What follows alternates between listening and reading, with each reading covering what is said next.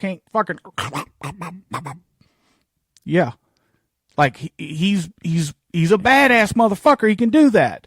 Oh, I think he had like some type of steel suit on, but still, it's a goddamn Meg. They would have. You mean a thing that could swallow the fucking Eiffel Tower? Yeah, it was shit like this. This was a goofy movie. Hey, my metal legs will fucking stop it from chomping me to death. And honestly, scenes like this made me chuckle, so that's why I have it so low. Yeah. Because it did give me unintentional laughter, Right. but not in a good movie. I'm a Jason Statham fan. I like most of his movies. He's got some badass action movies. He's got some under his belt. badass action movies, but at this point, he's just kind of reaching. The Meg 2 was a horrible movie. It's on streaming. It's on HBO now. Yeah, it's been on HBO for the majority, I guess, of like half a year now. I guess when it came on there. I don't know. I should. I'm not gonna watch it now. I mean, be honest with you. You know, I want it to. I was hoping that I could turn off my brain for a moment and watch this film and just have a good time with it. Over the top, like Yeah. action suspense monster movie. Yeah, but no, it's not. It tries to take itself too seriously. It tries to put itself in the category of like the Godzilla type of films, and no, it doesn't even slap on, you know, the American Godzilla films. Yeah. So anyway, it's like you said. I actually just don't want to talk anymore about it. It's not worth talking about. 31. But what's worth talking about is 31, the last one of this episode. And speaking of Godzillas, it's going to be Godzilla -1. It sucked. No, I'm kidding. I'm kidding. I'm joking. I want to formally give you my resignation for this fucking podcast. I quit this podcast that we make no money with. You find another Thunder, and you guys have your bad takes. Yeah, no, that I am totally joking. No, it is Exorcist Believer. I have a different movie, so at 31, so. Well, the same reason as The Nun, I had expectations for this movie. There you go. It being called The Exorcist, you gotta come with some fucking ammo, buddy, because you're saying that you're doing the whole requel type thing that they did with Halloween. So you're starting, you're scrapping the other two. Exorcist 2, totally understand that one. Dog shit. Exorcist 3, underground classic.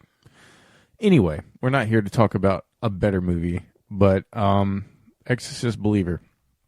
We reviewed this movie. I shit on that movie then. I gave my thoughts about it. I didn't like how they pushed certain things. I was a little bit more forgiving of it. You were more forgiving of it. I was not, and I still feel the same way I did in that review. You fucked this movie up. You could have made this movie. I ain't gonna say you couldn't have made a classic. Nothing's gonna be the fucking Exorcist, but you had so much potential there, and you had so much just already fucking written. Like when I say it's so dumb it writes itself, it's so fucking dumb it writes itself. All you had to do was have a continuation from the Reagan story.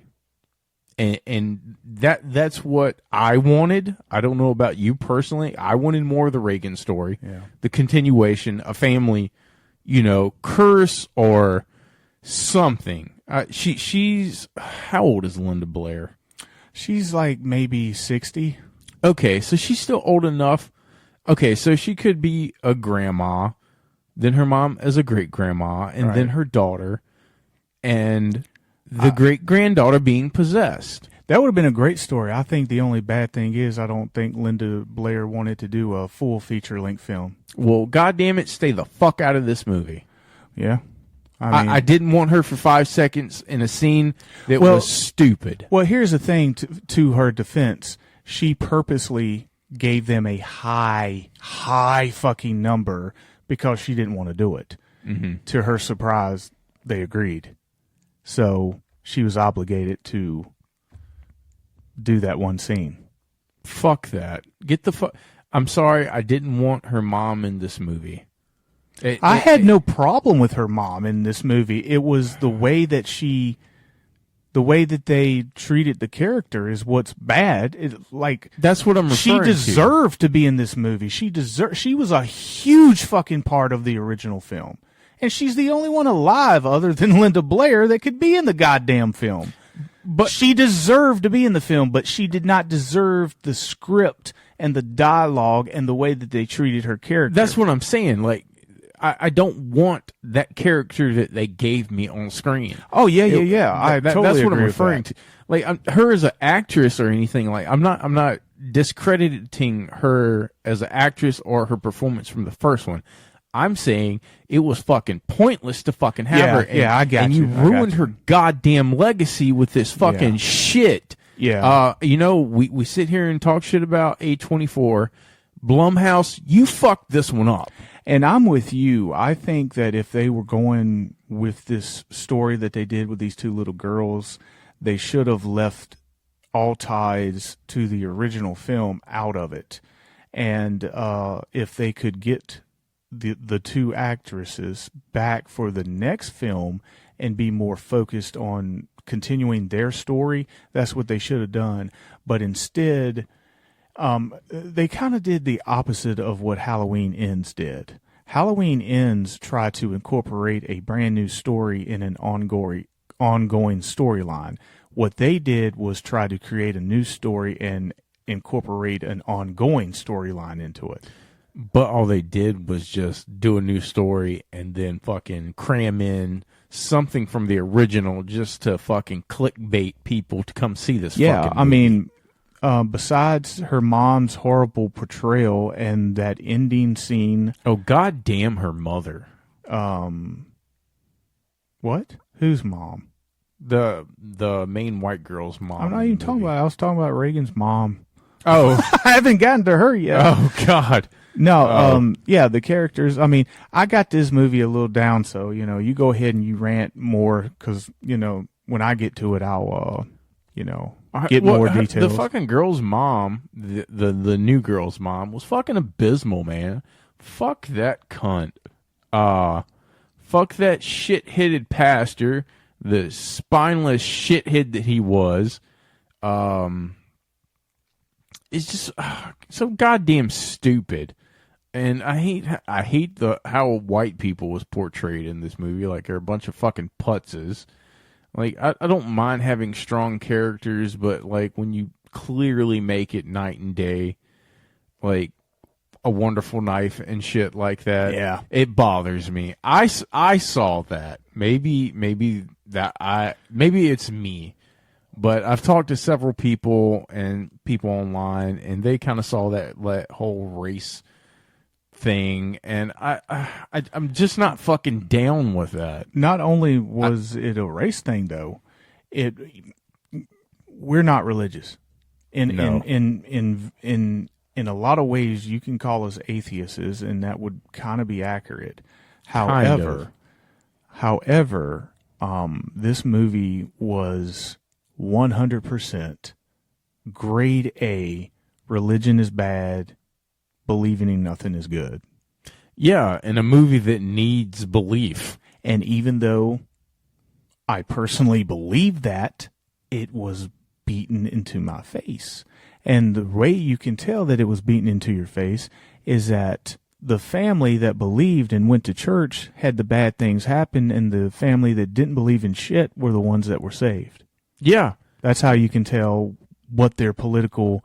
It totally shits on the original agenda. Story also. Yeah. In that, you shit on the original priest. Yeah. Like, you legitimately, like, his death meant nothing. Yeah. And like I said in the review, the fathers should have been two strong people. Like it should have been two strong parents that would have made it's so much more emotional. And wasn't that another in your face moment where, they're saying, look at this guy. He's a single father, but yet he's somehow stronger than the household family. Than the household family. You know what that says? That says, hey, all these kind of like conspiracy theories are like, they want to, like the government wants to break up the family element. That's kind of what they try to push in this film. Like, right. Like not only does this single father do a better job than these two parents that are present, but don't forget that he's an atheist and he's black. Yeah. And that kind of shit fucking bugs me.